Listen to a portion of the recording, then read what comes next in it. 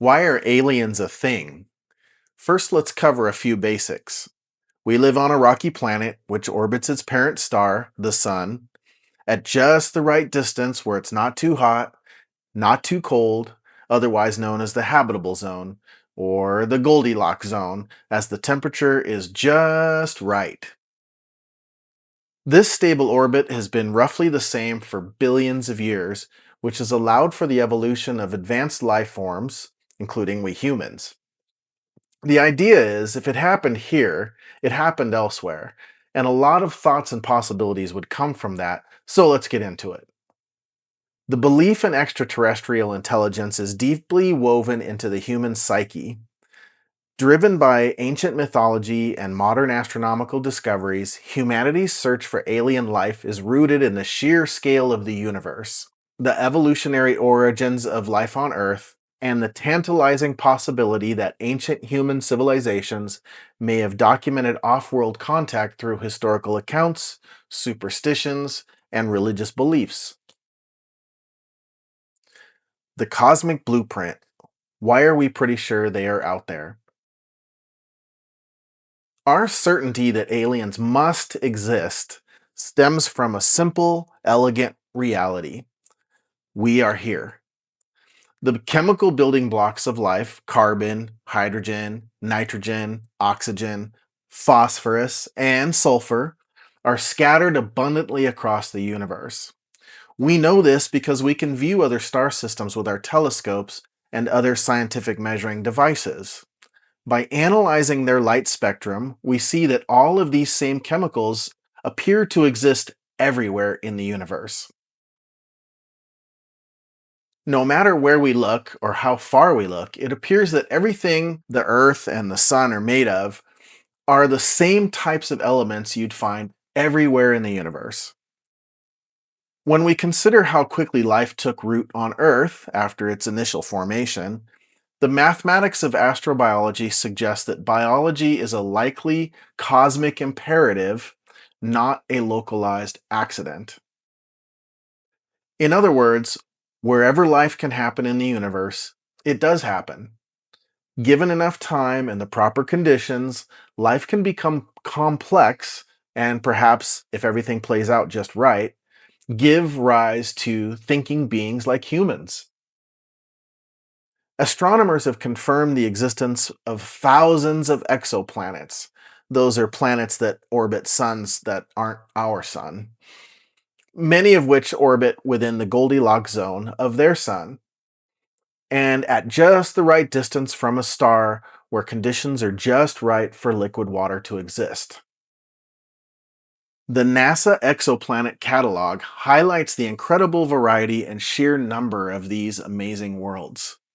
According to updated calculations, such as those published by the SETI Institute, there could be tens of millions of potentially habitable worlds, some containing advanced civilizations able to communicate within our galaxy alone. To learn more about what a galaxy actually is, check out my video on What is a Galaxy? Alien biology. Form follows the environment.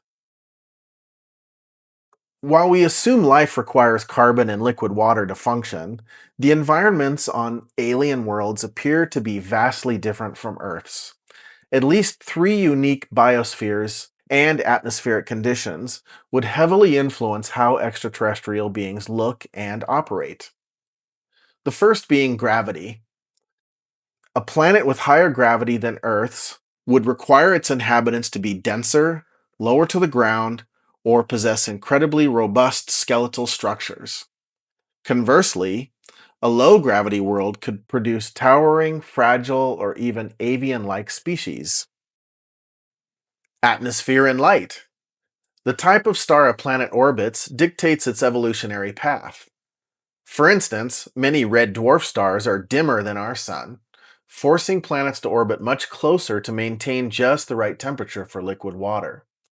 This often results in tidally locked worlds, where one side faces permanent daylight and the other side is locked in eternal nighttime. Alien eyes on such worlds might evolve to see an entirely different spectra, such as infrared, to navigate dark, freezing nights. And biochemistry. As explored in recent discoveries of new exoplanet classes by the SETI Institute, planets with different atmospheric makeups, such as sulfur rich atmospheres or magma oceans, could have life that operates with radically different internal cooling and metabolic systems. The Great Leap, why they could be far more advanced.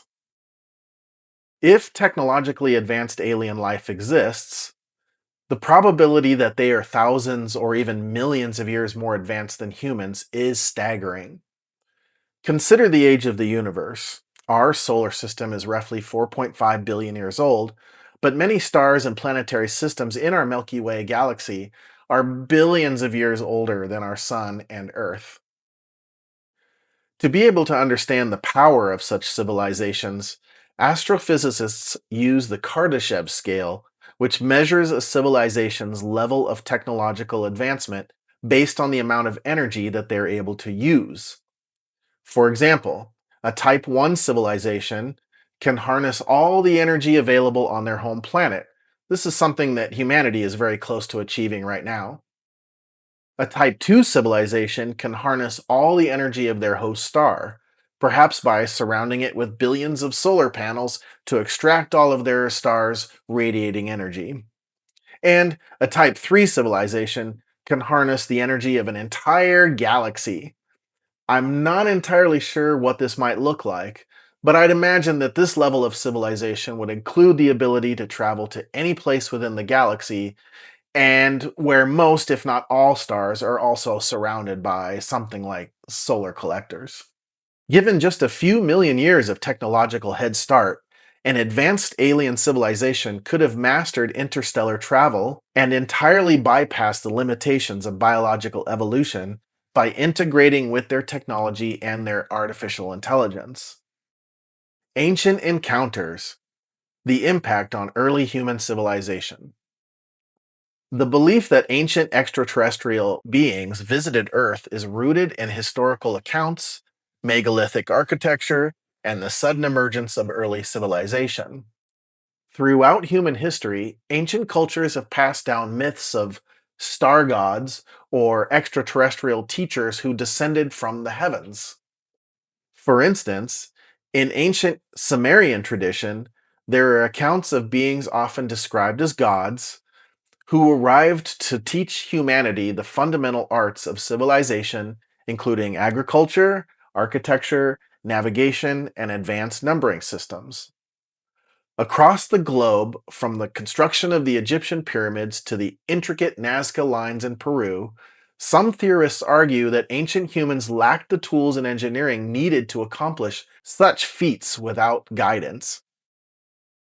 The argument is that early humans may have interpreted this advanced intervention as a religious encounter, fundamentally shaping the course of human history, culture, and governance.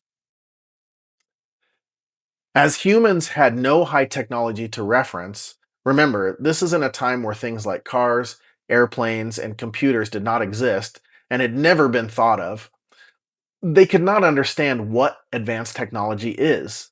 So if they had seen aliens and their technology, not understanding what that means, it could then naturally be perceived as a religious experience.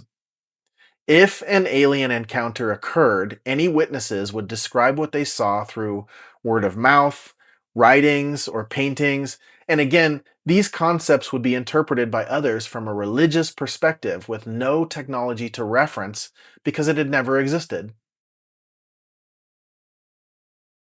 Recent sightings and the modern UFO phenomenon. In modern times, the search for extraterrestrial visitation shifts from myth to physical observation and data analysis. The modern high tech era is filled with unexplained aerial encounters and declassified government files regarding UFOs, which demonstrate capabilities far exceeding current human aviation technology. That said, because we now have a high tech society, We recognize technology when we see it, even if it might not be our own. Descriptions of shiny metal craft with an array of flashing colors that responds like it's being driven no longer sounds like a religious experience, but a technological one, because we fly around in shiny, brightly lit aircraft as well. So, how could they visit? If an advanced civilization has mastered propulsion systems that bend space time or manipulate gravity, traversing interstellar distances becomes entirely feasible. They could be sending autonomous, uncrewed probes to monitor our development, gathering data on our technological progress without directly interfering in human affairs. Furthermore, if aliens had the technology to fold space or travel close to the speed of light, time dilation would allow them to observe humanity over vast stretches of Earth's time while experiencing very little aging themselves. If such advanced probes are currently monitoring us, they may have an established set of protocols, similar to the Prime Directive, often referenced in science fiction, specifically designed to avoid cultural contamination or prevent humanity from destroying itself. Whether they act as silent observers, caretakers, or architects of human civilization, their mere presence forces humanity to reevaluate its place in the universe. Perhaps one day, if we play our cards right, we too will advance well beyond the bounds of our world and travel the stars. Perhaps the aliens who knew of us would welcome us into the galactic community and congratulate us for coming together as a species to join them in the ongoing and exciting exploration of the greater universe. TBD.